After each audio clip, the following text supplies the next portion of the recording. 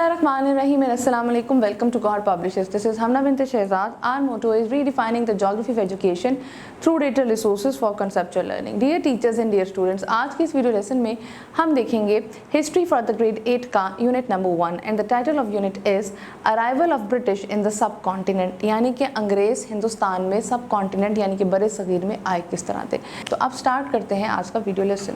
जी, टीपू सुल्तान के बारे में अगर हम बात करें तो टीपू सुल्तान की पैदाइश 20 नवंबर 1750 को हुई और वफात 4 मई 1799 को हुई। तो अगर हम देखें तो ये मैसूर का किंगडम रहे हैं 1782 से लेकर 1799 CE तक। टीपू सुल्तान हैदर अली खान जो कि मैसूर के हुक्मरान थे उनके सबसे बड़े बेटे थे। ये उनके सुल्तान हैदर अली के बेटे और उनकी जो बेगम फातिमा फ़खरुन्निसा थी उनके बेटे थे। टीपू सुल्तान एक स्कॉलर भी थे, फ़ौजी भी थे और एक शायर भी थे। टीपू सुल्तान के बारे अगर हम बात करें तो इनको शेर मैसूर यानी कि टाइगर ऑफ मैसूर के नाम से भी जाना जाता है। इन्होंने ब्रिटिश में यानी कि जो अंग्रेज़ थे उसकी हुक्मरानी के ख़िलाफ़ साउथ इंडिया में एक बड़ा मेजर रोल प्ले किया है और ये वही वो थे जिन्होंने ब्रिटिश फोर्सेस को अपनी सल्तनत से दूर रखा है। ये उन चंद हुक्मरानों में से एक थे अपने वालिद की तरह जिन्होंने अंग्रेज़ों को बहुत सख्त टाइम दिया है और उनके हर फैसले को ये चैलेंज करते थे।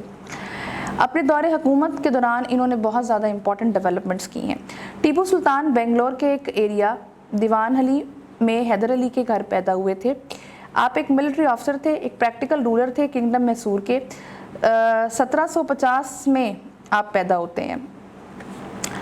आपके पेरेंट्स ने आपका नाम फ़तेह अली सुल्तान रखा था, लेकिन प्यार से आपको टीपू कहा जाता था और आपको टीपू कहने की जो एक वजह थी वो उस वक़्त के एक सूफ़ी बुज़ुर्ग होते थे टीपू मुस्तान औलिया, उनके नाम पे आपको कहा जाता था। तो आपका असल नाम सुल्तान फ़तेह अली ख़ान था, लेकिन फिर आपका नाम टीपू सुल्तान पड़ गया। जल्द ही हैदर अली जो थे उनके करियर के अंदर 1761 में जब वो मैसूर के रूलर बने तो उनकी पॉलिटिकल कैंपेन्स के अंदर उनका फ्रेंच लोगों के साथ जब इत्तेहाद हुआ तो उस वक़्त टीपू जो थे वो मिलिट्री सीख रहे थे और जो फ्रेंच के लोग थे उनसे जो डिफरेंट आपकी हुकूमत की स्ट्रैटेजीज़ होते हैं वो सीख रहे थे। आपको अपने वक्त के बेहतरीन उस्ताज़ा ने पढ़ाया जिसमें शूटिंग, राइडिंग, आपको तलवारबाजी हुई। आपके फादर के साथ ही आपने मालाबार पे जो है कि जो हमला किया था तो उसमें आप अपने वालिद के साथ जो थे वो शरीक थे। मालाबार का जो उस वक़्त का हुक्मरान था उसने हैदर अली के आगे जो थे वो घुटने टीक दिए गए थे और ये टीपू सुल्तान ने ही वो हमला किया था अपने वालिद के साथ, तो ये एक बड़ी कामयाबी थी। गाजी खान के बारे में अगर हम बात करें, ये टीपू सुल्तान की ये हैदर अली की फ़ौज के अंदर एक हाई रैंक ऑफ मिलिट्री के अंदर ऑफिसर थे जो कि वॉरियर थे। ये टीपू सुल्तान के उस्ताद थे और टीपू सुल्तान को जो फ़ौज के सारे जो अमूर थे और उनको एक अच्छा फ़ौजी बनाया था और जनरल बनाया था, ये उनके उस्ताद का ही काम था। हैदर अली की वफ़ात के बाद मैसूर के जो अगले रूलर थे वो टीपू सुल्तान बन गए थे। आपने अपने वालिद के साथ पहले ही 2 फतूहात जो थी जिन जंगों में आपको फतूहात हुई थी वो आप लड़ चुके थे, जिसमें एक फ़र्स्ट एंग्लो मैसूर वॉर थी और दूसरी सेकंड एंग्लो मैसूर वॉर थी। और ये अपने फादर की आप सरबराही में लड़ चुके हुए थे। आपको बहुत अच्छे से पता था कि आपकी जो सल्तनत है उसको सबसे बड़ा ख़तरा जो है वो अंग्रेज़ों की हुक्मरानी से था। आपने इसीलिए ज़्यादा से ज़्यादा जो स्पेशली अपना कह लें कि जो टारगेट रखा वो अपनी मिलिट्री एडवांसमेंट के ऊपर रखा। मैसूरियन रॉकेट्स को आपने सक्सेसफुली जो है अपने फादर के साथ इस्तेमाल करना सीखा और आपने ब्रिटिश एंग्लो वॉर में उसका सेकेंड वॉर में उसका इस्तेमाल भी किया। मेजूरियन मिज़ाइल्स जो आपके पास थे ये आयरन सीज रॉकेट थे जो कि आप तलवारों के साथ फिट हो जाया करते थे। इसके अलावा ये लॉन्ग ट्रैवल कर सकते थे, कई किलोमीटर्स जो थे ये चला सकते थे।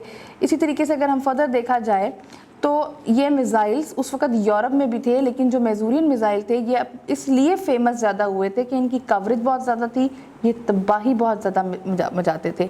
तो ये रॉकेट्स अगर देखा जाए तो एक एडवांस उस वक़्त का मिलिट्री मिज़ाइल था जो कि ब्रिटिश के पास नहीं था और ब्रिटिश ने भी पहली बार देखा था हैदर अली सुल्तान की सल्तनत में थी। टीपू सुल्तान ने एक मैनुअल भी लिखा था जिसको नाम दिया जाता है फातुल मुजाहिदीन, जिसमें उन्होंने एक्सप्लेन किया था कि बेसिकली मेजूरी रॉकेट्स जो हैं वो काम किस तरह करते हैं, और ये उन्होंने पूरी उसकी डिटेल बताई थी कि इसमें ये काम किस तरह करते हैं और ये 2 किलोमीटर तक का डिस्टेंस जो है किस तरीके से ये कवर कर सकते हैं। 1801 CE में बहुत सारे मैसूर के जो रॉकेट थे वो इंग्लैंड में आर्सेनल लैब में रिसर्च और डेवलपमेंट के लिए भी भेजे गए थे, और ये कर्नल विलियम कॉनग्रीव में देखे थे। कर्नल विलियम कॉनग्रीव ने भेजे गए थे। 4 साल के बाद तकरीबन 1805 में रॉयल एयरसलन जो था वो आया था, और उसने फर्स्ट कॉनग्रीव रॉकेट को जो था वो टेक्नोलॉजी डेवलपमेंट में हैदर अली और हैदर अली के बेटे को, टीपू सुल्तान को ये बना कर दिया था। अगर फर्दर हम इसके बारे में बात करें तो ये रॉकेट ब्रिटिश के जो दस्ते थे उसमें भी इस्तेमाल हुए हैं, और साथ साथ अगर हम देखें तो ये बैटल ऑफ बाल्टीमोर में भी इस्तेमाल हुए हैं। तो ये काफ़ी इन्होंने किया, लेकिन इसकी जो इजाज़त जाती है वो जाती है सारी की सारी आपकी जो मैसूरियन किंगडम है उसको। फर्दर अगर देखते हैं जो बेंगलोर फोर्ट था जिसको कैम गुदावा ऑफ विजयनगर ने 16वीं सेंचुरी में अपनी सल्तनत में बनाया था, उसको रेनोवेट भी हैदर अली ने ही किया था।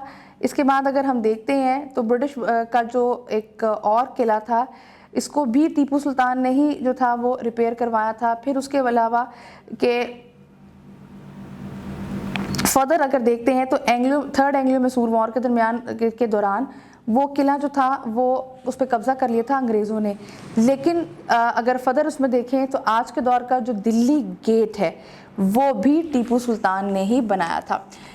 इसके अलावा अगर देखा जाए तो बेंगलोर का जो किला है जिसको अगर हम देखते हैं तो कि वो भी टीपू सुल्तान ने ही बनाया हुआ है।